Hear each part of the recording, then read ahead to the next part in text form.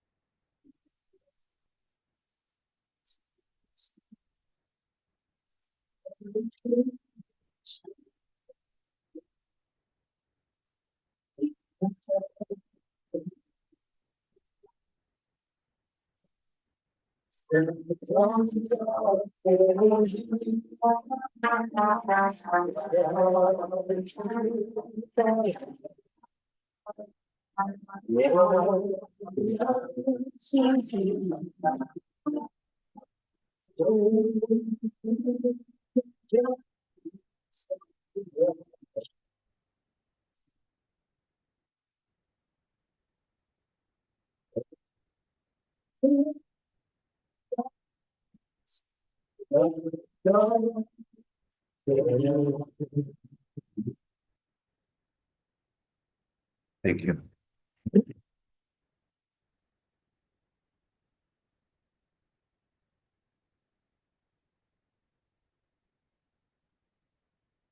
I have a mover and a seconder for the approval of our meeting agenda today for October 8th, 2024, please. Thank you, Deputy Mayor Demarche.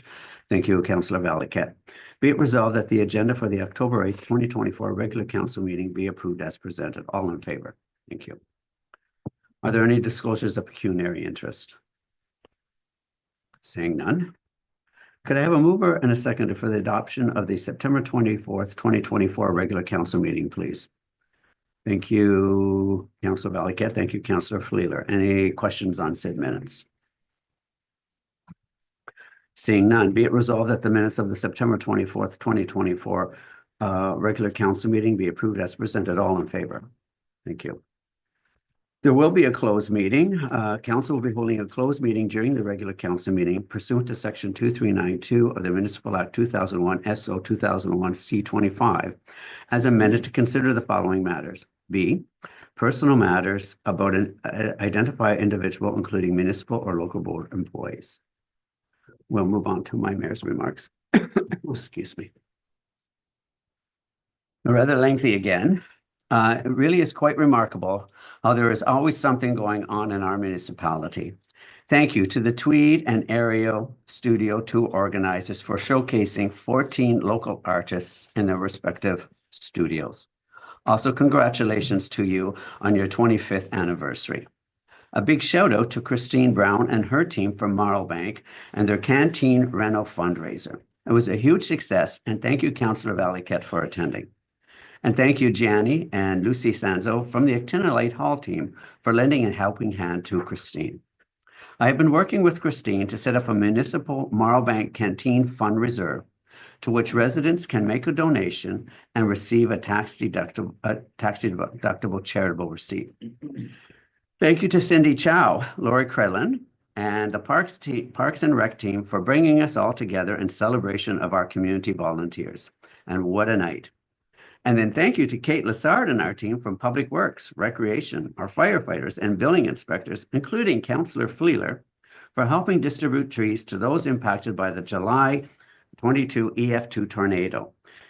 These were the funds allocated to us by the Ministry of Natural Resources and Forestry in support of purchasing trees for those impacted by that tornado.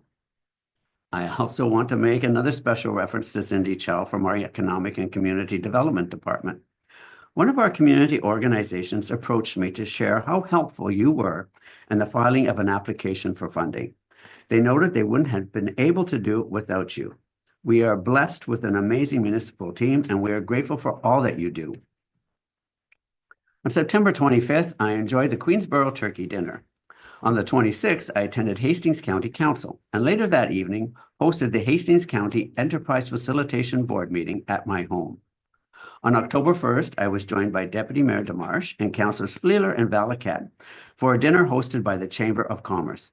I want to extend our deep appreciation to Janet Schweitzer, Jeanette Honey, Paula Duty, and Christine Howison for your commitment to our Chamber of Commerce. You will all be missed, and we are grateful that you have found homes for many of your signature events.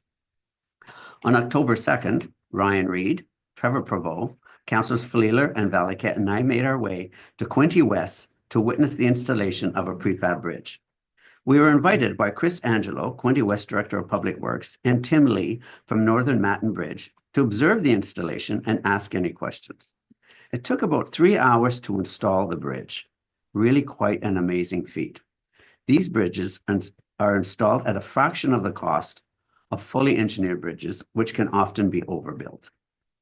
Councillors Fleeler and Valaket and I returned to Tweed for an Enbridge information session where they tabled their new distribution plans.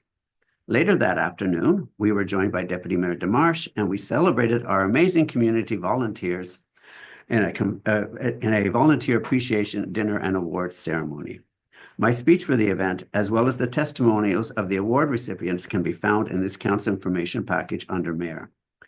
Council members and I each took a turn reading a brief testimonial on a recipient, and then we all gathered for a joint celebratory photo and certificate presentation.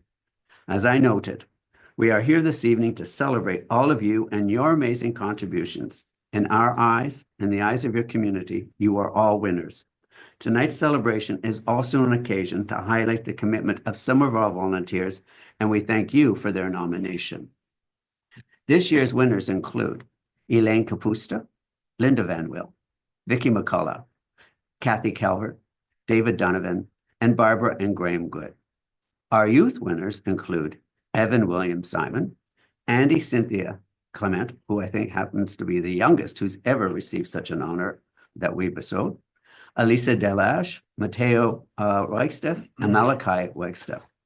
The other nominees were Susan Mills, Carol Generou, Dave and Rhonda Darrington, Don Cobb, Hannah Gunning, Heather Allen, Jennifer Bagshaw, Judy Holbrook Mills, Lucy and John Sanzo, Sandra Allen, and Sandra Pooh.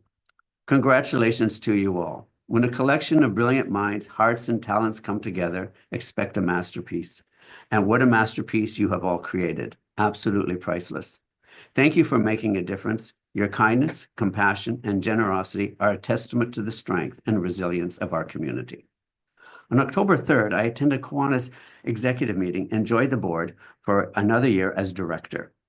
On October 5th, we celebrated Dr. Mustard, aka my husband Chuck, and a thank you retirement dinner at the Pavilion. It was a wonderful evening with residents and friends from afar, attesting to the many contributions to community and to medicine by this very humble and gifted man. On October 7th, I was on the Lauren Brooker Show as a guest panelist discussing current events. I would also like to take this opportunity to respond to some of the comments circulating re the 2025 municipal budget. First and foremost, this is a draft budget, not an approved budget. I would like to put the draft budget in the context of building a new home.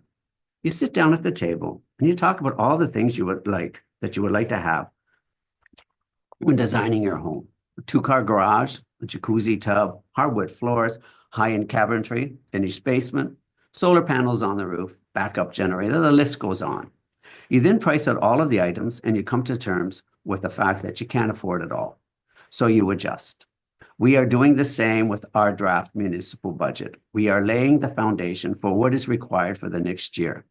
We are being totally transparent with all of the departmental and community asks that make up our draft budget. To not do so would deny you the opportunity to see just how expensive it is to run a municipality. Think about it. We are the largest municipality in Hastings County with 6,100 residents. We have the most bridges with 52, more than Belleville. 800 lane kilometers of road, 100 less than Belleville. We maintain spectacular amenities, an arena, library, outdoor pool, splash pad, outdoor gym, beach volleyball court, Bisbee golf, an accessible playground, ball diamonds, soccer pitches, boat launches, public beach. One of this country's last standing pavilions, amazing hamlet facilities, a volunteer fire department, public works depots with trucks, plows, graders, and other equipment, a waste and recycling site, a rec department with equipment required to maintain our parks and abandoned cemeteries. And then there are the other services such as policing, bylaw enforcement, building inspection, Quinte conservation, Quinte waste, etc. And we do all this with 5.5 million of your tax dollars. When you look at what we have, what we need to service and what we need to support, then I'm sure you appreciate there's not much wiggle room. So yes, we are starting with a draft 47% increase based on our needs and the lingering impacts of inflation.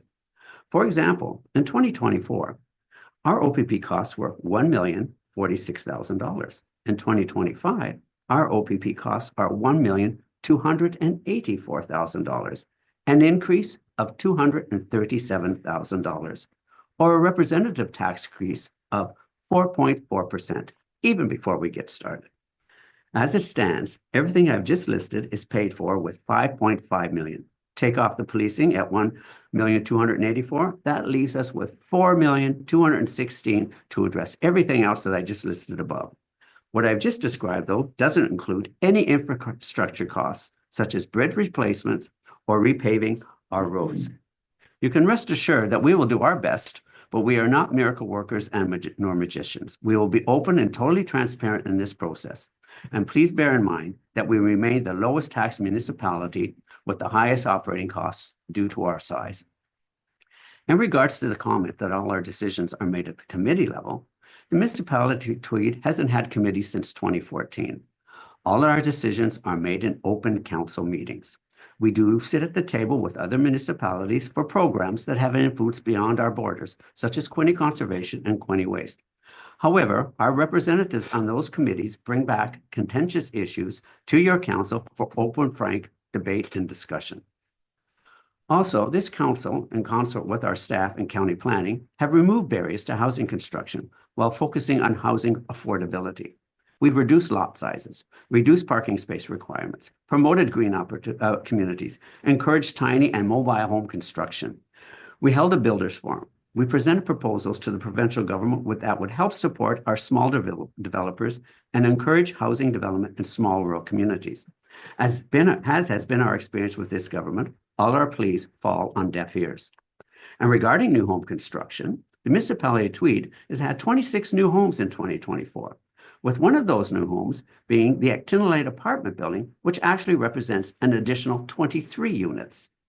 We have the most homes out of the 6 municipalities falling under our BISB. Deseronto 3, Center Hastings 11, Marmor Lake 9, Sterling Rawdon 12, Tyendinaga 15, and Tweed 26 plus the 23 units in the apartment building, bringing us to 49. We also have some key developments that would launch immediately if we could get the support we need from both the federal and provincial governments. Finally, I want to focus on the sad diagnosis of tunnel vision, which our premier has recently been diagnosed. His proposal to build a tunnel under the 401 at a time when small rural municipalities across this great province are struggling for infrastructure dollars is absolutely unbelievable. This government does not care about rural critical infrastructure failure. A tunnel under the 401 would cost tens of billions of dollars and would take more than a decade to complete. I know he has indicated that he will commission a study, but in the next breath, he says he's going to build it anyway. Premier Ford's tunnel vision also extends to Toronto and the GTA. Billions of dollars invested in that area and nothing for small, rural, and northern Ontario. Furthermore, how can they respond to our needs when they will not even acknowledge that we exist? I don't think it will be because of me and the fact that I'm standing up for you, because all of Hastings County has been rebuffed. I'm committed, and this council will be relentless in getting our municipality our share of your tax dollars that this government has so generously handed over to large municipalities to help them with their infrastructure needs, or to help address their housing crisis, or to help them with their operating deficit, as in the case of Toronto. $500 million a year in 2024, $500 million in 2025, and in 2026. And we are on the brink and we can't get a dime. And to end on a happy note, last night I welcomed Will Austin and Sylvain Bertrand upon the completion of their 44-kilometer charity walk from Belleville City Hall to the Municipality of Tweed office. This is the second year that these guys have made the trek, raising funds for Little Learners and the Children's Foundation. Contact TNT Diner if you would like to support this dynamic duo. Thank you.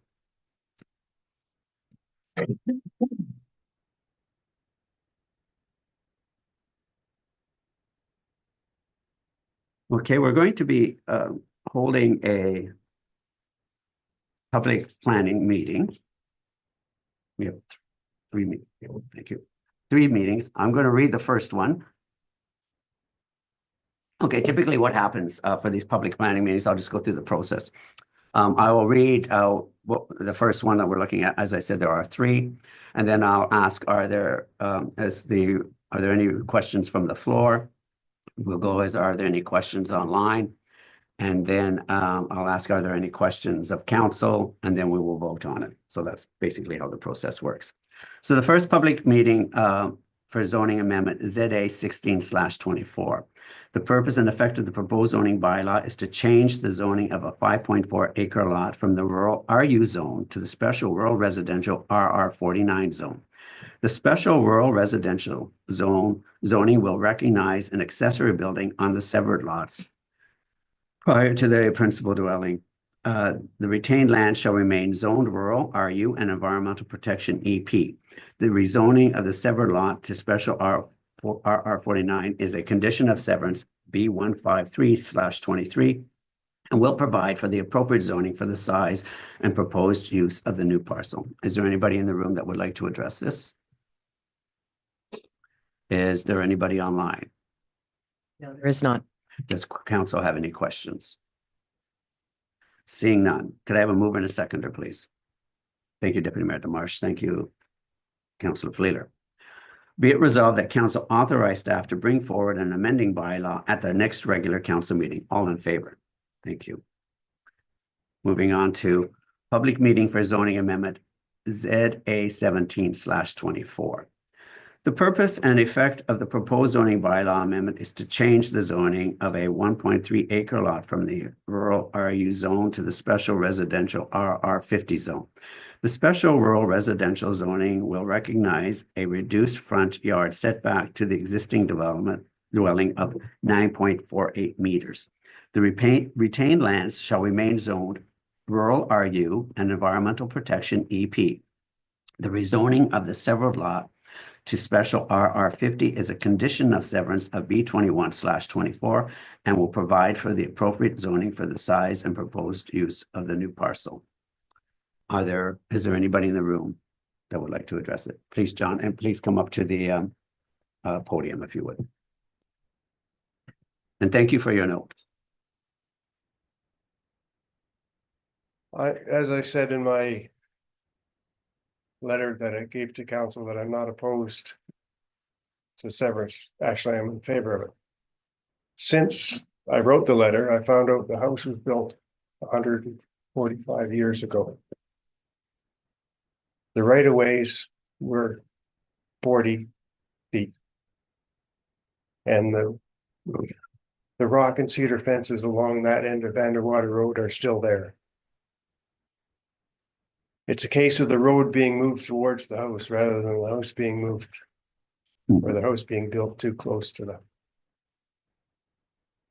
So I think maybe your bylaw should have a grandfather clause for houses that are old, in good condition, and don't meet the setback requirements. Okay, well, thank you. That's And as I said, when I bought my property there 40 odd years ago, the road from that house to where my property is was just a single lane. And it was only about 1.5 lanes to the house. And I expect when that house was built, it was just a buggy trail. Yeah, exactly.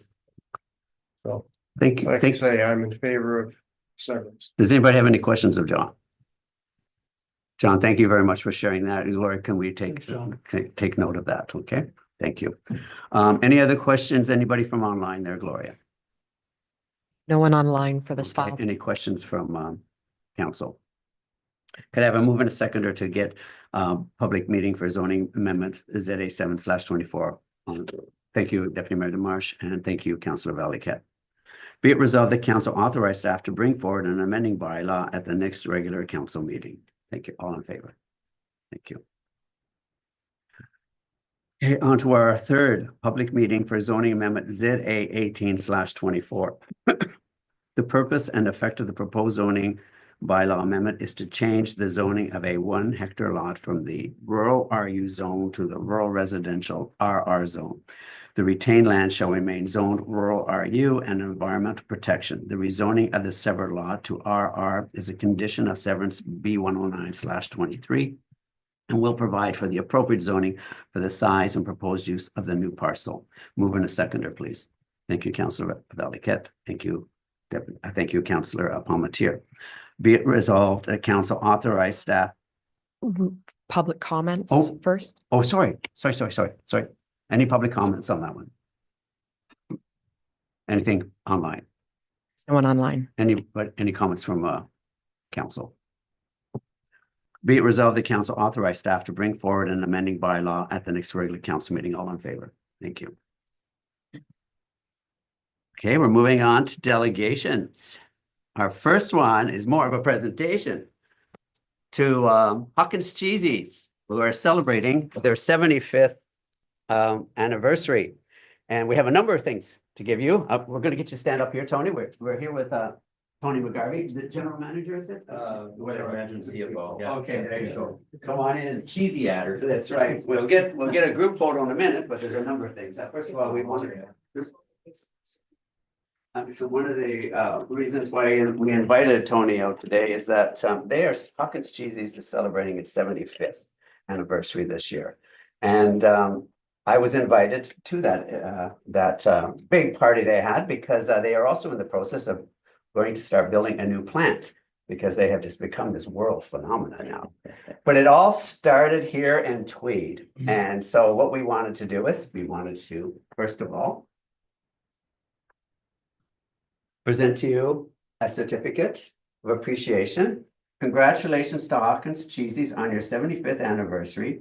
Your dream took root in the village of Tweed 75 years ago. We are thrilled to have been part of this incredible journey. Great. Thank you very much. Okay, thank you. We're gonna want Not finished. photo. Oh, yeah, okay, well, Okay. want that now or? Today I am. Okay, oh, you're doing it? Okay. Talents here. Shaking hands or just like this? Hey, whatever you like. That's great. Okay, wait. Jamie, can you bring me up that one? So we'll set that aside.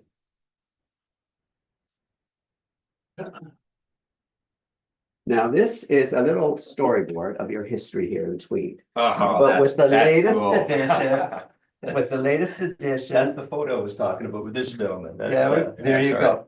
So we put this together for you. We also have a packet of other pictures that we're going to give you. right. Oh, wow. And I'm not sure if you're aware, but Hallie Letwin, who does all of our painting of our fire hydrants, which we're well known for in our municipality, has painted one with Hawkins Cheesies. Yeah, I've seen it online. That's Okay. fantastic. And so we put that in there for you.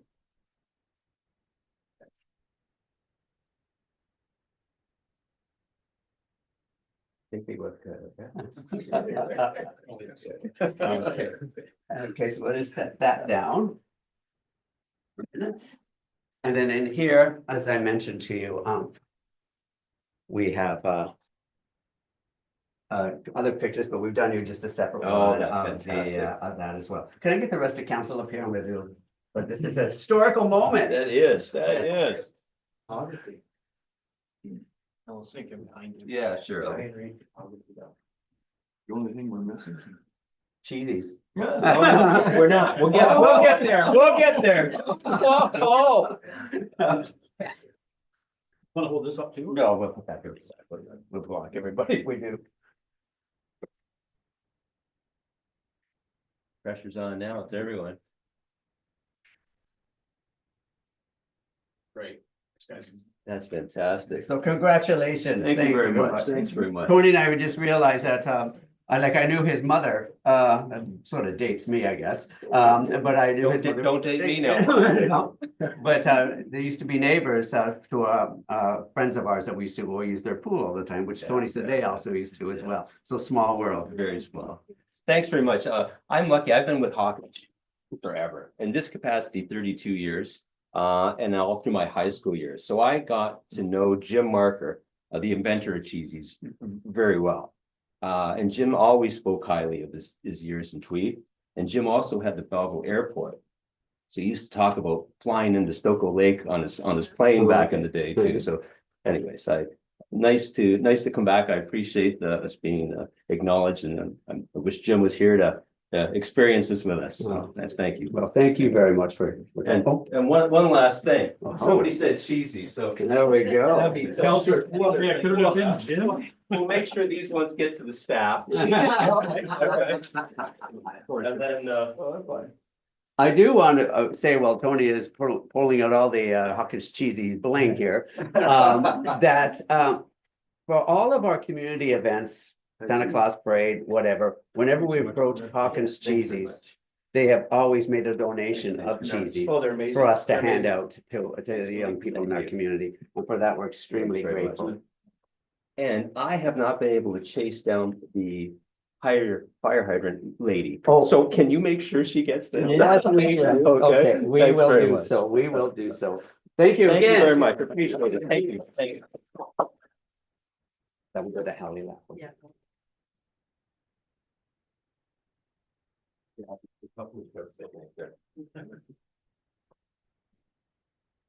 That's if you still remembers Hawkins, you have. My dad remembers Hawkins when they were here. I think that was that my picture. Yeah. Yes, I did. My wife's parents worked there. Well, everybody seems to have a connection somehow. Yeah.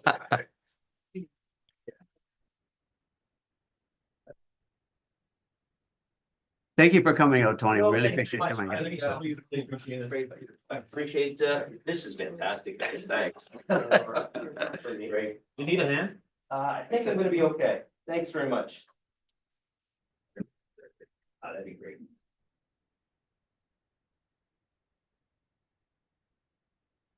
Hey. Secondly, for our next delegation, I'm going to invite up Shelby and Marnie from Borlax, if they could come up to the podium. I just wanted to mention why Borlax is here. When Peter and I, when Councillor Velikat and I were at AMO conference, we ran into, there was a booth, and then we had a private conversations with both. And we had expressed, like, there's concerns in regards to these installations or not. And we had a very frank and open discussion, and we found it most interesting, like, the forthcomingness of the two of you, and sharing and answering our questions without hesitation. So we thought it would be a nice idea for them to come in and just do a general presentation on who they are, what they do, and how it works.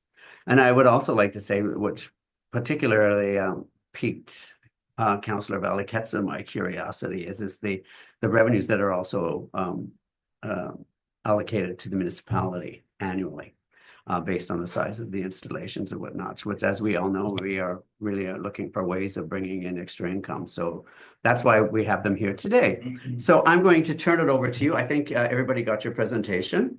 And so by all means, welcome. And nice to see you both again. Nice to see you too, and thank you so much for having us here today. It's great to see both of you again, to meet council as a whole.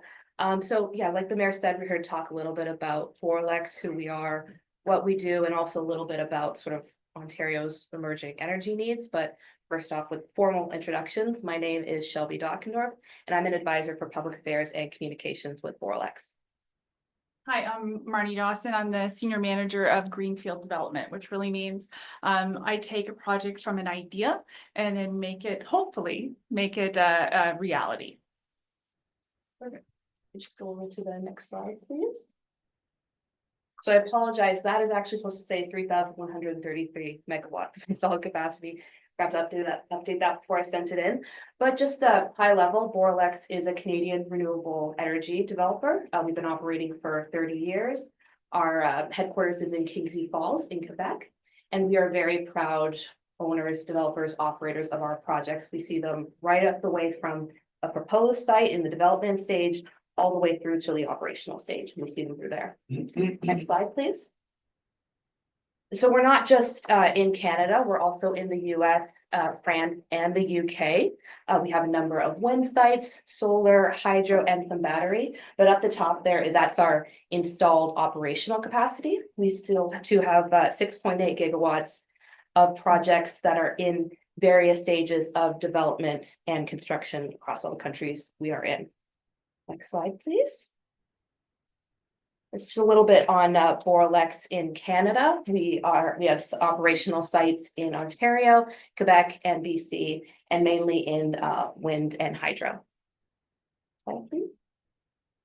So I mentioned that Boralex, we've been operating for 30 years. Almost 15 of those we have been developing here in Ontario. We have 3 wind sites and 1 hydro site. So we have 346 megawatts of installed operational capacity. And then we have 3 battery energy storage projects that are in various stages of development right now. And I should also mention too that our headquarters is in Kingsley Falls, but we have a development office here in Ontario in Milton. And then this is just some of our operational sites. We have our Thames River, Port Ryerson, and Niagara Region Wind Farm, and our Yellow Falls hydroelectric facility. Our Niagara Region Wind Farm is actually the largest operational wind farm that Boralex has. Next slide, please. And then we have our 3 battery energy storage projects that are in, like I said, various stages of development. Hagersville Battery Storage Park and Tilbury Battery Storage are just about to go into construction and should be coming online end of 2025. The Hagersville Battery Storage Park is actually going to be the largest battery energy storage site in Canada upon operation. And then Oxford Battery Energy Storage, we just won a contract for that through the IESO's most recent competitive procurement. So we got that back in May, so we're still in very early stages of developing it. But it's a very interesting project because we are going to be developing the site in a depleted aggregate pit. Next slide, please. And this is just an overview of our corporate social responsibility strategy and our 10 CSR priorities, which are grouped into 3 different categories. One being environment, which includes responsible use of resources, protecting biodiversity, climate change adaptation, and restricting greenhouse gas emissions. We also have society, inclusion of diversity and equal opportunity, health and safety, and community and territory consultation and involvement. It's very important for Boralex that we have good relations with the municipalities that we are developing and operating in. And last being governance, which includes responsible corporate governance, ethics and business behavior, and sustainable procurement. Next slide, please. Yep. And so we make sure we are acting in a socially responsible manner and remain true to our values, which include team spirit, respect, entrepreneurship, creativity, and communication. Next slide. I'm just going to pass it over to my colleague Marnie to continue with the rest of the presentation. Thank you. So Mayor, you kind of queued us up perfectly with talking about your budget and whatnot. So one of the things we do want to mention, and both Shelby and I actually also come from smaller towns. I live in Smiths Falls, so I know how important it is to get, if you can get an influx of money in and what you can do with that money. And so what Boralex does is we offer $1,000 per megawatt per year for the life of the project. And so say it's a 100 megawatt project, that's $100,000 every year into the municipality. The difference with Boralex is that we have no strings attached. There's a lot of developers that put caveats or require that, you know, you apply for it and then they get approval over where the funds go. Boralex, it's every year you get a check there. Well, it's probably actually wire transfer, but you get it and there you go. Next slide, please. And so here are some of the other things. So in addition to what we call a community vibrancy fund, we also do funding just within the community as well. So if you have any sort of special events or something like that, that is very important to the community, then we also like to sponsor those events. For our Hagersville project, all summer long, we were going to the farmers market and showing our face at the farmers market and donating to various activities. There is a big like Christmas Light Festival in Hagersville. And so we're going to be giving donations to that as well. We're starting to queue that up. So there's various programs and activities, as Shelby mentioned. We like to become part of the community. We are here for at least 20 years. And so we want to integrate ourselves into that community and become part of it, not just kind of build our project and walk away. Okay, next slide, please. So we also have a very big commitment to our Indigenous communities as well. So for every single one of our projects lately, I would say actually for the last, well, since we entered Ontario, we have been partnering with First Nations community on our projects. So the battery projects we just won, we partnered with Six Nations in Walpole Island. We also had another project that unfortunately did not win in the competitive process, where we partnered with Alderville First Nation as well. So we do have strong relationships with various First Nation communities and continue to build those relationships as well. Next slide. So here's just a list of all of our projects, both in, well, everywhere we operate in Canada, where we have partnered with various communities. Next slide. So I thought I'd just go over a little bit on the technologies that we're looking at. So these slides are very, it's a high level on, what they are, but please feel free to ask questions on how each one works. So first is wind. We do recognize, so the government, and we will in a couple of slides get to what the government is asking for, but basically they're asking for energy and capacity. So what that means is solar and wind. The government is looking more for the wind to be pushed more to the north. And that's really, they're actually offering rated criteria points, which means you get kind of bonus points in your competitive bid if you're actually located in Northern Ontario.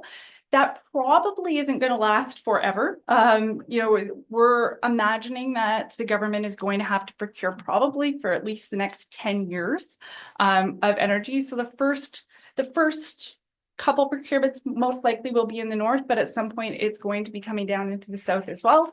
And so wind, basically wind blows, turns the blade. There's very basic, there's a rod that connects to those blades. That rod turns, connects to a generator, electricity is created.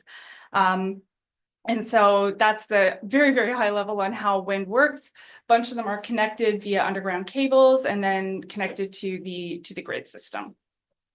Next slide. Solar, very similar. You've seen the panels around. The sun, it goes into direct current. So the panels create direct current and then we change it to an AC current, an alternating current, and then again, connect to the grid. Slide. And batteries, the thing about batteries is that it stores the energy. So usually with the batteries, they're not actually connected to a renewable energy project. They are just connected to the grid. And so they'll take power from the grid in times of low demand, so usually at night, and then put onto the grid in times of peak demand. So it's really just a storing of energy until you need it. And what that does is it helps keep the system a little bit more reliable and also helps with the cycling of natural gas. So natural gas usually comes on during peak times now. However, the cycle time for natural gas is it can't just turn on and off like that. So it does have to ramp up a little bit and then stay up for a little bit. So if power is needed for only 15 minutes, that natural gas plant is going to have to run for longer than that 15 minutes that is needed, where batteries can just come on and off 15 minutes and you're done. Fine. So here's the little bit about the ISO procurement and what they're doing. Slide.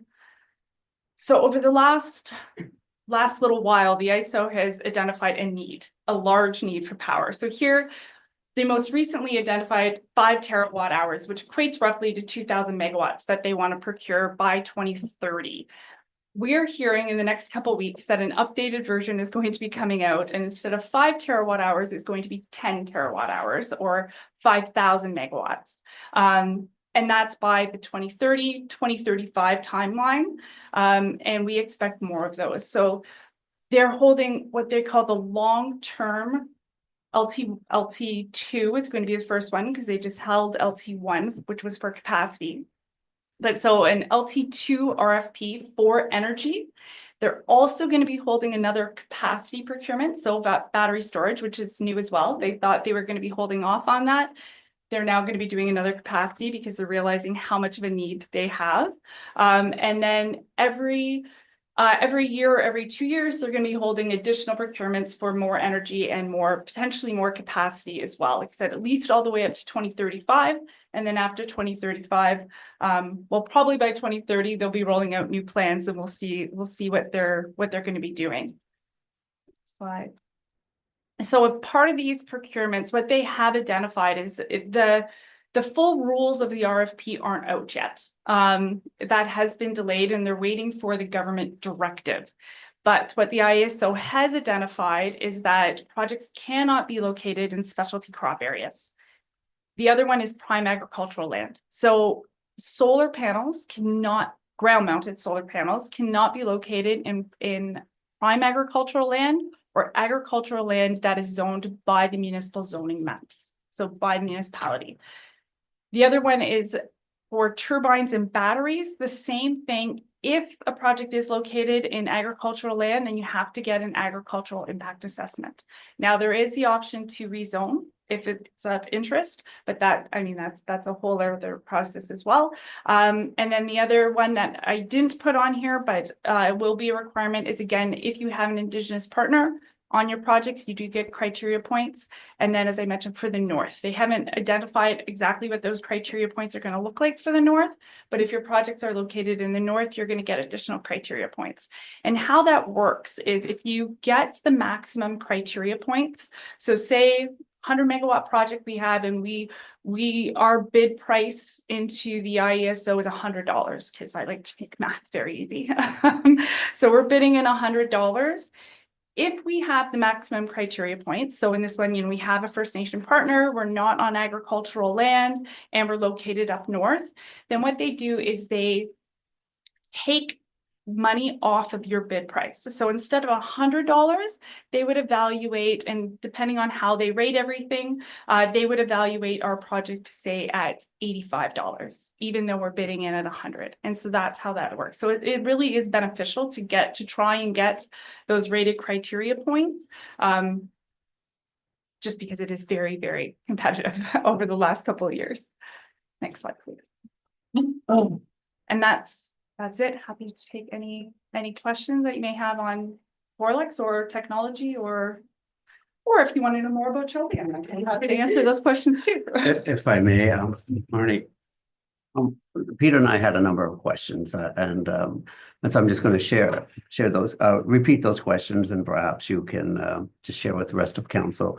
One of our big, I mentioned to you that there was a talk of doing some of these in our area before, and actually they ended up pulling out because when it became to people were doing an open house as opposed to a public inquiry, so people could get their questions asked, and it turned into a real fiasco. It wasn't in our community, it was in a neighboring community. I happened to attend it, but that group actually pulled out. And some of the key comments were, okay, what happens when these things, if there's a fire? And one of the things that you had mentioned to me, us, was that you actually provide training to our fire department on how to respond to these things if that should happen.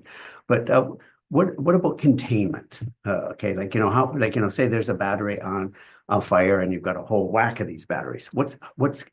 How do you deal with containment?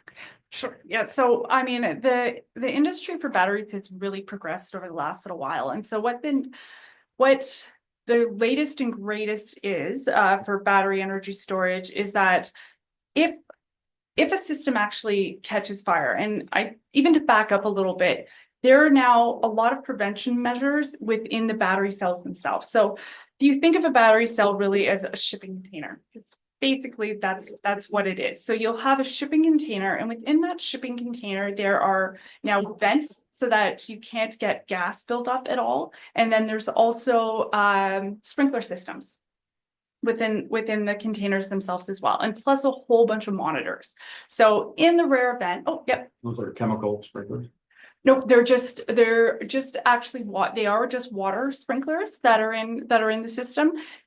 I'm basing that on the technology that we've looked at to date. So our 2 projects use Tesla, and we're still looking at various suppliers for our latest project, the Oxford project. But it is just water sprinklers to keep things cool. Cool. So that's not if a fire breaks out, because you had indicated to us you cannot use That's water right. on it, yeah. That's right. So if all those systems fail and a unit does catch fire, then the best policy is actually just to let it extinguish itself. Now, also, the shipping containers are spaced far enough away from each other now. There's a requirement for distance between the shipping containers so that the fire can't jump from one shipping container to the other shipping container. So that's also set aside for a new policy as well, the mandated spacing. And then what happens is, what they do is if when fire crews do come, like I said, we do offer training. We hire a third-party consultant that specializes in this to train up the local fire department. Basically, they keep the other containers cool or more wet the grass around if it is grassland to prevent the fire from spreading just and becoming a grass fire. Once that unit fully extinguishes itself, it's removed. We go in and test the soil. If there's a chance of rain, we'll tent to ensure that no rain gets over it, because we also, and the battery supplier, want to find out what went wrong, because this shouldn't be happening. So the battery is removed, the soil is tested. If there happens to be anything in that soil, it is removed. But really, there's not much in the batteries themselves that can cause a lot of problems. Like the only real liquids is like coolant, thank you. It's a coolant in the batteries, and that's really it. So there's a little bit of coolant in the batteries. Within the battery containers themselves, there is containment for that coolant. So it would just kind of, if something did happen, it would collect within the container itself and then dispose of properly. And then, as I said, we would test the soil underneath. If there happened to be any of the coolant within the soil that leaked out, then that gets removed and disposed of correctly. Clean soil gets put back in, and then a new battery, and then we're back up and running again. Okay, now another question we had is like, okay, so this is all very well and good.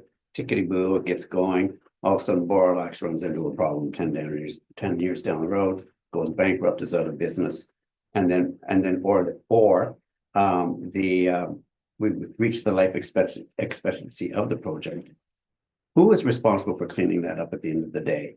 So Borlax is responsible. So if for some reason Borlax went bankrupt, then if the project still had a contract, so say 10 years in, Borlax goes bankrupt, somebody would come and buy Borlax, because those contracts are worth a lot of money. So especially 10 years in, because around that time, hopefully it'd be paid off. So somebody another company would come and buy the contract, and they would be responsible for everything that Borlax had indicated. So in our lease agreements, we have decommissioning plans. With municipality, we may have decommissioning plans. So any requirements within that new company would be responsible for that. If Borlax continues, we don't go bankrupt, which I don't foresee us doing, then it is, as I mentioned, our responsibility to remove everything at the end of the project and to put the land back to the state that it was, or the requirements of that day, because we don't know what the requirements are going to be 20, 30 years from now. And what are the assurances that will happen at the end of the project? Is there a bond that is taken out, a municipal, something that you hold, but we have access to? Like, I'm just. So there very well can be, yeah. So each municipality is different, and so we work with the municipality on what they need for their comfort level for that, and then it's also part of our permitting requirements as well, that it's that we have to. But yeah, we work with the municipality on if they want bonds or whatever it is that they need to. Questions from the floor? Just go ahead, that'll be Mayor DeMarsh. Mayor, actually, you had a lot of the questions that I've heard from some of our southern hamlets, namely Thomasburg. The huge concern from the people that were in the proposed sites was environmental. Number one, wildlife and natural habitat. And again, you mentioned the fires, and again, environmental concerns with the fire and the fact that our fire department has no way to put that fire out. You just said let it extinguish. Well, there's some kind of environmental impact with that they're concerned about as well. Even if the fire department's just basically containing a scene, they do that all the time with houses, so that's not anything unusual. And the mayor brought up future responsibility. That was a question I had as well about some kind of a bond or assurance in the future as companies come and go. And those questions are big on anybody's mind that in the areas that, but the calls I received on the other one he is talking about were huge environmental and fire concerns. Yeah, and I think one of the things I should say, this is a competitive process. And so there are going to be a lot of developers approaching a lot of communities about this. Some developers are good, some developers are bad. I mean, one of the reasons why we're also here today is because we like to engage early and see if there's an interest. I mean, in a way, our ask today is there an interest with Tweed and potentially hosting a project, whether it's battery, solar, wind 10 years from now, whatever it may be, we're coming to see if there is an interest. Because if you tell us no, we're going to walk away. We're not going to force a project into a community. So, and then also, if there is an interest, then we also do our due diligence on what is important to this community. And we make sure we have those answers before we go to open houses and make sure everybody in a way is informed, make sure council is informed of the project, the risks, how we mitigate them before even going to an open house where your constituents are going to come and ask a whole bunch of questions. Also, I think you mentioned too, Marnie, that the installation of these, it's preferable to be near the major towers, not like in OA where because I guess you probably lose energy or whatever along the route. So where there's major towers and stuff as well. Okay, thank you. Any other questions? You could have something, or No? your worship. And please stop me if I. Okay. Anyway. I'm very concerned about this battery thing, really. I support the wind thing, the solar thing, but the battery thing. I was a volunteer firefighter for many years. I worked hazmat, everything. You only die once. So the concern is that when the guys respond to these fires, you've got. We don't have hazmat suits for all the guys. What do you do? Like the guys respond. My idea of responding to a fire like that is you get a good set of binoculars.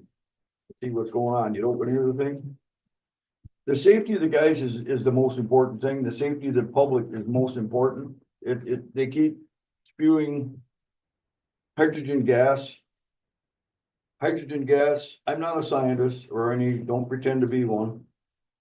Hydrogen gas and methane hydrogen gas will explode, methane gas will explode. If they combine, apparently it's 3 times the hazard that it would be by itself. The possibilities of these things exploding. Montreal had one just a couple of weeks ago. I just read another one 4 days ago about a 60,000 pound lithium battery exploding. I'm concerned for public safety, for the well-being of the people. Another question I've been asked is, if we install these battery things, you only get 2 hours. If you have a brownout, you're done. If you need power, you've got 2 hours. Apparently. I don't know, but. That'll answer that question. Pardon? Okay, So it's for the second one first, it's 4 hours. So the batteries the lithium ion batteries that we've been installing at our other sites, so they're 4 hours and 120. So the 125 megawatts means for 4 hours, we can put 125 megawatts onto the grid at full capacity. 125 megawatts is enough to power 19,000 homes approximately. So we'd be able to do that for 4 hours straight. If that's amount is not needed, then we could do 125 megawatts. If we did it at 2 instead of putting 125 megawatts on, we put half that. Then instead of 4 hours, we could run for 8 hours. So it depends on really what the need of the system is and how much electricity is needed, how long the batteries can actually run for. okay, but so the other thing is these things aren't free. I've heard people have been offered $300,000 for a contract to install these things on their property. So what's the cost per user to have these things installed? Like, you have to pay for them some way. So how it works with Boralex is, I mean, it's not a small residential system, so we do the large scale. It's a large scale system, like I said, at least 100 megawatts is what we're looking at. And so we would have a lease payment to the landowner, whether that's the municipality itself or private landowners. We would have a lease payment that we pay them every single year. We take all the cost of building, developing, operating the project. And then in addition to those lease payments, we do the community vibrancy funds and we do all the others. So there really is no cost to the community for these projects. It's borrowed 100% by Boralex. But the people that have hydro bills, what's the added cost on everybody's hydro bill? There'd have to be a cost, somebody's gotta pay for it. So we, ideally, the price of power will go down because you're not cycling as much natural gas, which is a more expensive technology. In the last procurement that was done, that was bid in, they identified all the pricing, and the battery storage projects were almost half the price of the natural gas upgrade project that came in. So I have one more thing, and one of the biggest power generators, water generators in Ontario has been almost shut down because of this battery windmill thing. They produce enough power to keep their generators rolling in case they need power. There's 300 guys working on this one site. I don't see any sense in that. Somebody missed, you know. Councillor Flaler, that's not, But no, but I mean, anyway. that's a political Okay, thing. That's, okay, you're okay, right. that's You're, right. take that up with, well, not Todd Smith anymore. He's left us, Yeah, but. But anyway, I'm afraid of this battery thing, like, and the people around here are afraid. We've got 30 volunteer firefighters that are so dear and necessary to this community. I wouldn't want to put them in harm's way. The community itself, the people that live here. You know what, I'm Thank you. safety first. And we agree safety first 100%, which is one of the reasons why we hired that third-party consultant to come in.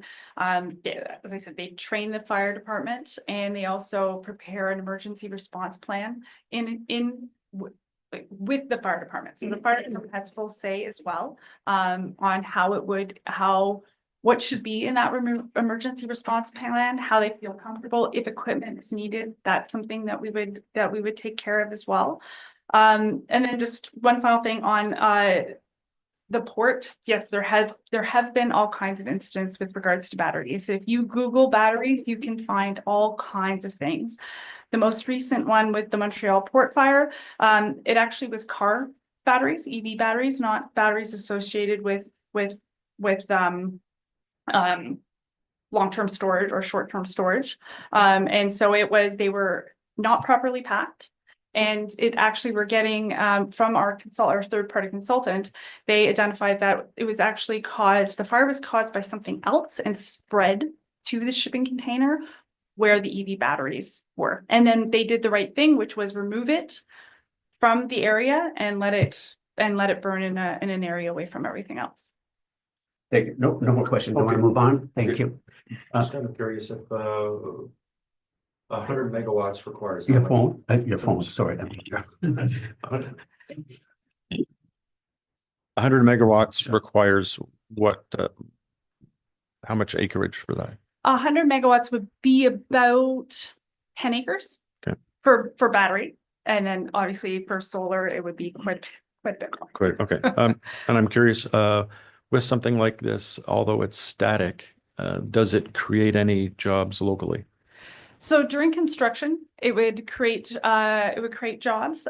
So our Oxford project, 125 megawatts, we're assuming right now that it would create about 75 jobs during the construction phase.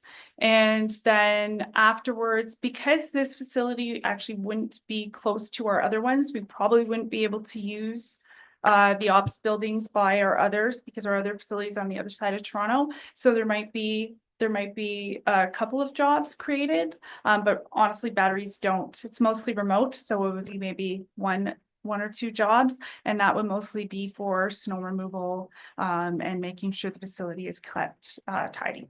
Fair enough. Maintenance. And so my next question is, and you kind of alluded to it, do you monitor, I'm gonna just call them CCANs, but do you monitor these remotely, and are you able to, through the monitoring, predict a potential problem?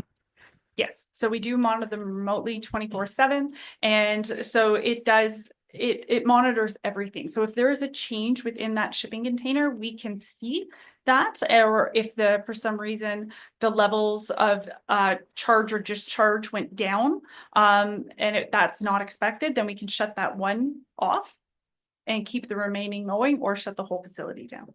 Okay, and my next and last question is, from a Borlax perspective, and what you currently have out there from a battery storage perspective only, have you had any problems? No, so we have one facility that is operational in France, and that's a 5 megawatt facility. We've had no issues with that facility to date. And then, as Shelby mentioned, we're just constructing our other two, and then one is just going through the permitting phase. But we will be the largest battery developer within Canada and potentially North America. Okay. I think that's it. Thank you. Just a couple questions I had, similar with acreage and size of units and stuff. So with wind power, how much power does one turbine generate? These days, it's not like it was back in the old days when it was first brought into Ontario. Now turbines can be anywhere between 3 and 6 megawatts in size each, where previously they were kind of 1 to 2 megawatts in size. And you said solar projects are much larger. How much? Yeah, for acreage. Acreage. So on average, you could assume a 1 megawatt solar facility is about 5 acres. However, we also like to do what we call multi-use. So we like to develop projects where if it happened to be on farmland, that it could still be farmed. And when we do projects like that, so if it's not on industrial land, it's on farmland, then you're looking at probably 1 megawatt to 8 acres or even 10 acres. Thank you very much. I really appreciate your coming. Yes. Oh, sorry. We're not allowed to ask questions from the floor. But you can follow up afterwards. Okay. Okay. Thank you. Thank you very much. Really appreciate you coming here. We will be in touch. Okay. This was very informative session. I thank you for coming down and sharing all this with us. As I mentioned, Councillor Valiquette and I were very impressed with your forthrightness when we met with you, and I am again today. So thank you very much. Thank you. Okay, thank you. And great questions, everybody from around the table. So you can click them down. Okay? No, done ones at all. Okay, moving on. Could I have a move and a seconder to table our statement of revenue and expenditures as of September 30th, 2024, please? Thank you, Councillor Valiquette, and thank you, Councillor Palmetier. Are there any questions on that budget report? Seeing none, be it resolved that council receive the variance analysis report as of September 30th, 2024, as presented. All in favor? Thank you. Departmental reports. Could I have a mover and a seconder to table the administration department update as of October 2nd, 2024, please? Thank you, Councillor Valiquette. Thank you, Councillor Palmetier. Excuse me. Any questions on that update?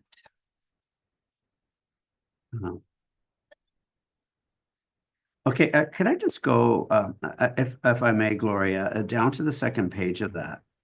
I should have called you earlier on this, but everything's been so crazy as of late. We said we requested Madoc Township for support. For them to submit supporting letters to the province in our funding.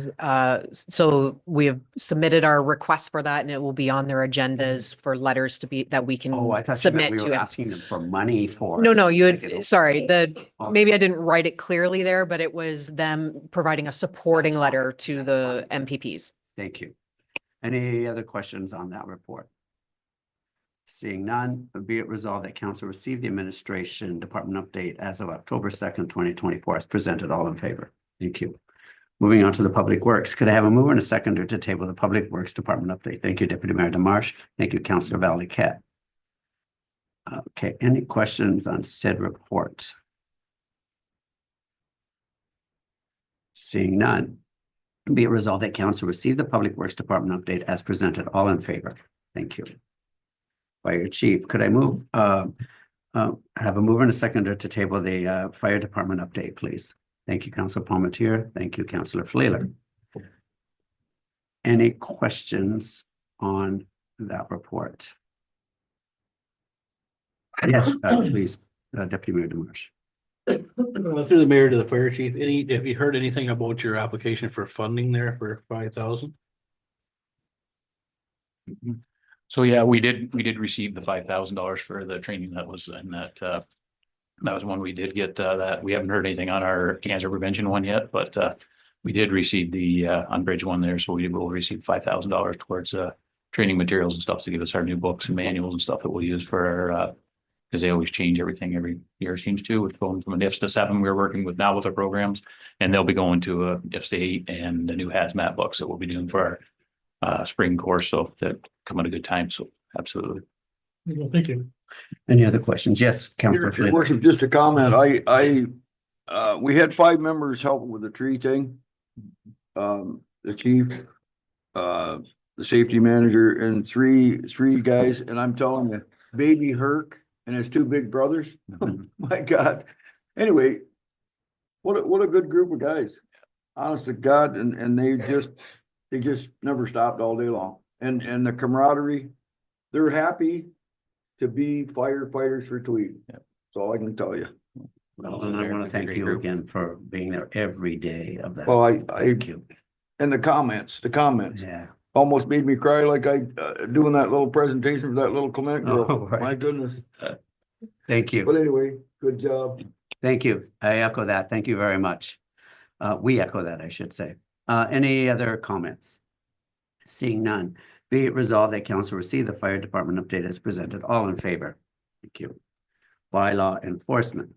Could I have a mover and a seconder to table the bylaw enforcement officer August 2024 Tweed bylaw operations log and statement and revenue of expenditures as of August 31st, 2024. Move in a seconder, please. Thank you, Councillor Valley-Cat. Thank you, Deputy Mayor Demarche. Any question, excuse me, any questions on said report? Yes, please go ahead. Councillor Valley-Cat.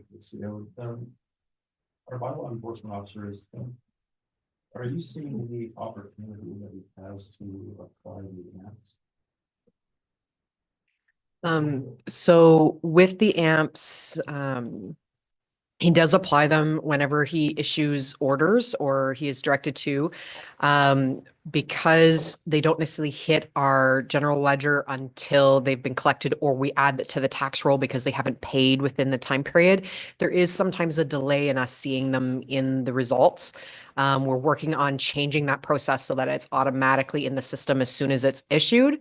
We're just working out how that's going to actually look and process properly, that it doesn't become too onerous on the staff in at the front here, while still making sure that we can track all of them. Yeah, I guess my question isn't so much about collection or value of what he's using for, it's just that he's using. Yes, he does use it. It's written that as soon as we issue an order, we have the right to do an amp, and as long as it's not someone where it seems like a legitimate like, so if it was a senior who just recently had their spouse pass away and they haven't been able to cut the, we don't necessarily apply it in those type of circumstances, but if it's someone where it's not a blatant, okay, they couldn't help the situation, then it's typically applied. Yes. Thank you. And so do we capture that, what we call user fees? Yes. So that is under the bylaw, fines and permits, and it's Okay. deemed a user fee revenue. Okay, so when you say that it's like in most cases, it's like tacked onto the bill, like the property tax. Can we actually add that in here so we can see, or can you report it separately so we can actually see what is being billed? We don't need to know who. So even though it gets added to the tax roll, it doesn't show in the tax revenue account. It does show in that separate revenue account as well. In here. It's just our processes we're sorting out, so. Okay. Any other questions? Seeing none, be it resolved that council receive the August 2024 bylaw Enforcement Services Board BSB report as presented. All in favor? Thank you. Could I have a mover and a seconder to table the Animal Control Officer August 2024 Animal Control and Livestock Investigation Report and the September 24 Animal Control and Livestock Investigation Report, please? Thank you, Councillor Palmetier. Thank you, Councillor Fleeler. Any questions on either of those reports? When is this contract up, by the way? If I remember correctly, the contract ends March or April of 25, I think it is. Okay, thank you. Be it resolved, the council receive the August and September 2024 Animal Control and Livestock Investigation reports as presented. All in favor? Thank you. Moving on to committee reports. Could I have a mover and a seconder to table the committee board reports, please? Thank you, Deputy Mayor Demarche. Thank you, Councillor Fleeler. And now I see that I have to go back, so I'm going to actually say, be it resolved that council receive the committee board reports as presented. All in favor? Thank you. Moving on for severance application. I need a mover to seconder to table severance application B96/24 and B97/24, please. Thank you, Councillor Palmetier, and thank you, Councillor Valiquette. Be it resolved that the council grant consent for severance application B96/24 and B97/24 as recommended by a Committee of Adjustment Planning with the following conditions. 1, all realty taxes are paid in full. 2, road widening is required along the severed lot to conform to 33 feet from the center line of the traveled roadway, Holdcroft Street and French Settlement Road. 3, Public Works Manager is satisfied with safe site entrance on the benefiting and retained lots and with roadside ditching and drainage. 4, the portion of the benefiting lands zoned residential first density R1 be rezoned to the urban reserve UR zone. And 5, the severed lands zoned special urban reserve 1 be rezoned to the urban reserve zone. All in favor? Thank you. Do you have the mover and a seconder on that? Oh, I did. Yeah, it was Jacob and Jim. Yep. Yeah. Okay. All in favor? Thank you. Your teeth are rotting. Okay. Could I have a mover and a seconder to table the building inspection BSIB report from August 24th, as well as statement revenue and expenditures, please? Thank you, Councillor Palmetier. Thank you, Deputy Mayor Demarche. Any questions on that?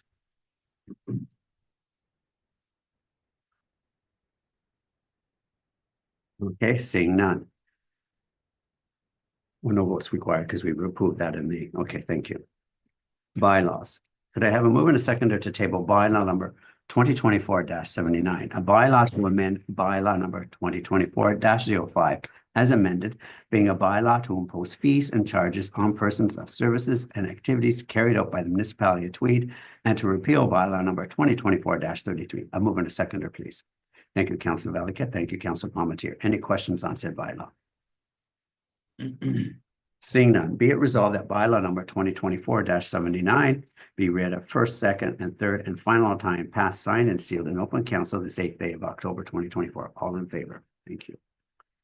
Could I have a mover and a seconder to table bylaw number 2024-80, a bylaw to amend comprehensive zoning bylaw number 2012-30 as amended, reseverances B33/24 and B33/24. Thank you, Deputy Mayor Demarche. Thank you, Councillor Fleeler. Any questions on said bylaw? Seeing none, be it resolved that bylaw number 2024-80 be read a first, second, third, and final time, passed, signed, and sealed in open council this 8th day of October 2024. All in favor? Thank you. Could I have a mover and a seconder to table bylaw number 2024-81?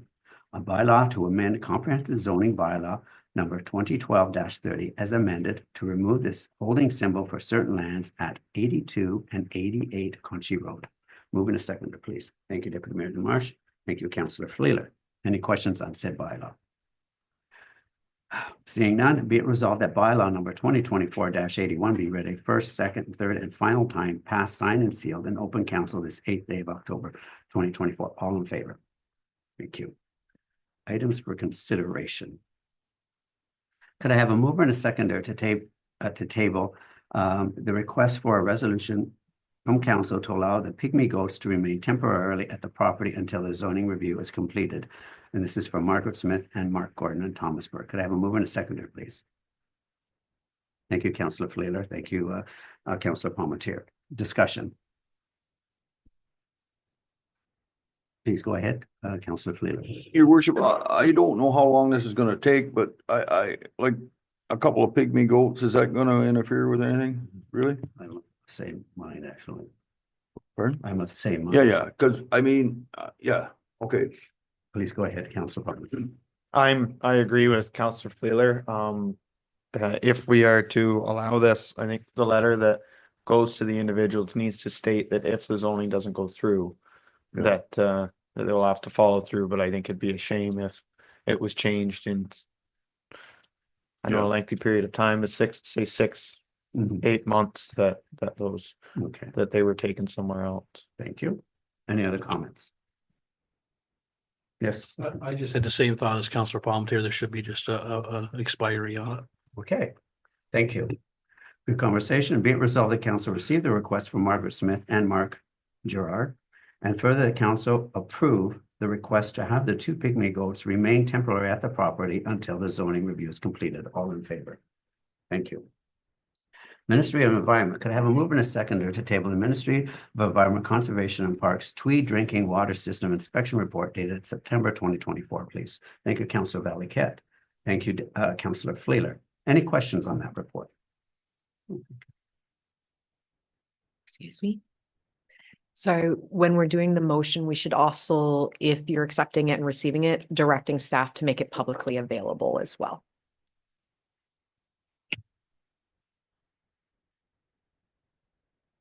Oh, okay, you've changed the, okay.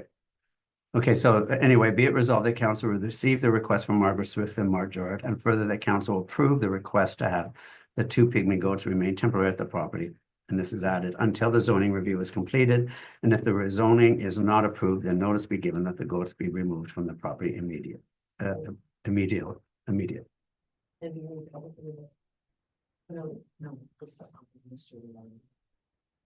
Oh. Yeah, okay, so I'm just rereading the other one that we just approved, okay? Okay, all in favor on that. Thank you. Now to the Ministry of Environment. Okay, this is, I had a mover and a seconder, Councillor Valiquette and Councillor Fleeler. Any questions on that report? Seeing none, be it resolved that council receive the Tweed Drinking Water System Inspection Report as presented. All in favor? Thank you. Enbridge Gas, Inc. Could I have a mover and a seconder to table the suggested letter of support for Enbridge Gas, Inc. in our Tweed project? Mover and a seconder, please. Thank you, Councillor Valiquette. Thank you, Councillor Fleeler. Any questions on that letter of support? Yes, please go ahead. Mayor, the only thing I would, you've made some good points here. I would just maybe encourage further expansion as well in the letter. Just say, we welcome it, somebody to the fact you word it how you want. We welcome our further expansion is highly sought after here, and you know, it would help greatly in our development efforts. Something to that effect, I know. No, we talked about that with them. So, yeah, we would like them to be able to expand. I think they had indicated they had the capacity to do so. But it doesn't hurt to say that we would encourage, like, you know, further development within our community. Thank you. Okay, so be it resolved that council authorize the mayor to sign the letter with suggested amendments of support for the Enbridge Gas, Inc. Tweed project. All in favor? Thank you. Closed meeting. We are now going to be moving into closed meeting. Could I have a move and a seconder, please? Oh, Closed, I missed a statement in the notification for closed. So is it okay if I just read that? please do. It also involves litigation or potential litigation, including matters before administrative tribunals affecting the municipality or local board. Thank you very much for clarifying that. I appreciate that. So could I have a move and a seconder to move into close, please? Thank you, Councillor Valiquette. Thank you, Councillor Flair. Be it resolved that council go into closed meeting at, 21. thank you.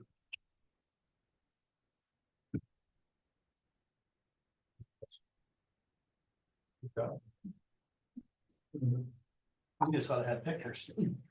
There are some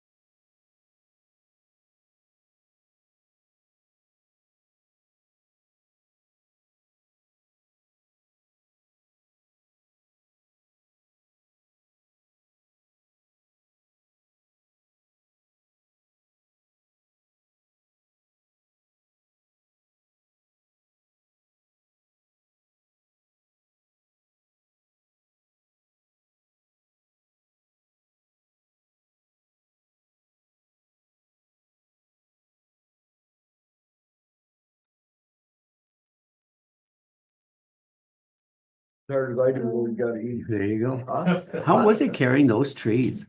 Pardon? How was it loading those trees? They were heavy, they said, eh? Oh, yeah, but if you, one guy eats half, but I always order. I can't believe. Anyway. That baby hurt. Oh, Whose baby hurt? it's, firefighter, Graham Lachlan. You know him? And then his two big brothers. Oh. Oh, gee. Okay, When the guy came in for half a dozen trees, 3 seconds later, see ya. okay, notice of closed meeting and staff direction. Could I have a mover and a seconder, please? Thank you, Deputy Mayor DeMarsh. Oh, yes. And thank you, Councillor Valiquette. Be it resolved that staff follow councillor direction from the closed meeting. All in favor. Thank you. Mayor, just to clarify, clerk, that was okay?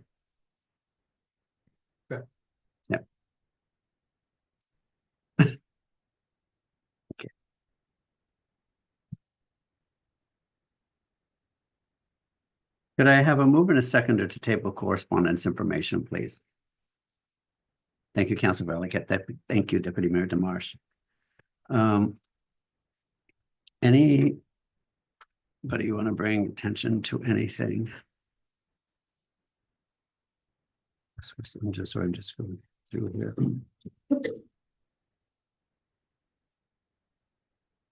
Yes, go ahead. Just this letter from City of Temascamee.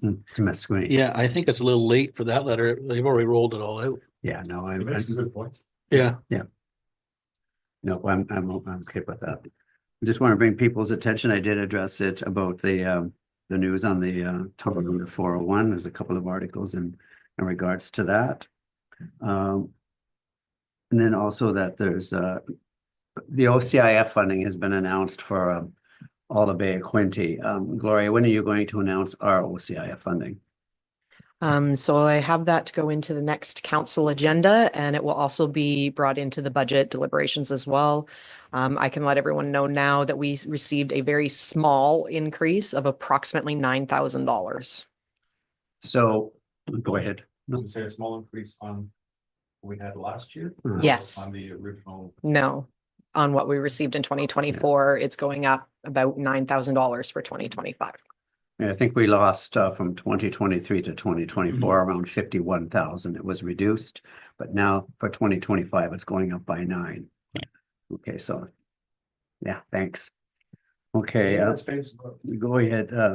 Well, that is an interesting comment, which I will address because they have indicated that we can bank for 3 years, up to 3 years, that amount of money, which would give us 900,000. Won't even pay for a bridge or pay for the road. Like, you know, that was the response I got back from Minister Surma, as well as Minister Barthelemy.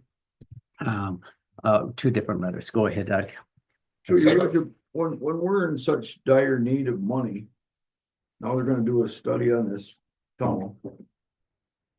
Like, anyway, and then, but the Liberals and the NDP don't agree.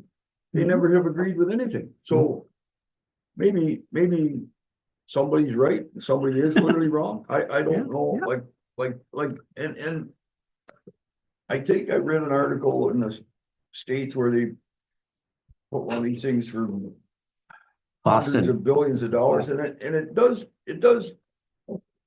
guide traffic, but all it did was increase the traffic. It didn't accomplish a thing. And it cost billions. It cost the taxpayers billions. And I don't know where the fairness is, where we contribute to the provincial and federal coffers, and we're not allowed to get any funding. No. And we presented resolution after resolution after resolution that makes sense. I don't know. Well, what did Warden Mullins say at our Hastings County meeting? He said, it's like we keep doing this, applying for funding, echoing our concerns, and we keep getting the same response. So we keep doing all these efforts, same response, and that's the definition of insanity, expecting a different outcome and not getting it. Yeah. So do we ask all the residents of Hastings County to write a letter, every one of them? we're gonna be moving on to something if something doesn't Well, I happen mean, soon. I don't know, like they have money for this tunnel. They went through the green belt thing, and that was wrong. They went through, they wanted to tear down the Ontario Science Center. Maybe it's gone, who knows? Well, what they did on Lake Shore on Wednesday last week at night, they removed 300 and some trees, cut them all down. At night, Under cover of darkness. under the cover of darkness. No, I know you're gonna go on, and you're we right, pay, And we pay. and we pay, yep. But good comments, okay, and then I wanted to mention about the Balvelin, the Warren is creating an economic working group, and I've been asked to sit on that group. So I'll be participating on that. And then again, as I mentioned, the volunteer appreciation, all of the little stories said about the individuals was there. And yes, Councillor Fleeler did shed a tear when he Well, gave his out. You know what, and your worship, I'll just go for 1 second. I got a picture here. When I was caught up, I put my hand on her shoulder and it gave me energy, and in the That's picture they sweet. took, she was looking up at me, just like this. I couldn't, like, what an amazing little girl. Oh, yeah, And the whole works of them, like, I mean, honest to God, where would we be without these volunteers? so true. Okay, be it resolved that the correspondence information be received and filed. All in favor? Thank you. Committee board reports. Could I have a mover and a second to table the committee board reports, please? Thank you, Councillor Palmetier. Thank you, Councillor Fleeler. Are there any questions on, there's a Quinte Waste Solutions, there's the Committee of Adjustment and Planning, and then there's the Queensboro Community Center Committee. Any questions on any of those reports? Seeing none.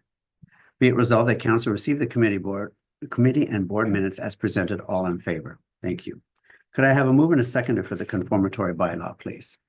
Thank you, Deputy Mayor Demarche. Thank you, Councillor Valiquette. Be it resolved that conformatory bylaw number 2024-82 be read a first, second, third, and final time, passed, signed, and sealed in open council this 8th day of October 2024. All in favor. Thank you. Could I have a mover and a seconder to adjourn today's meeting, please? Thank you, Councillor Palmetier. Thank you, Councillor Valiquette. Be it resolved that council adjourn at 10:50. Good. All in favor?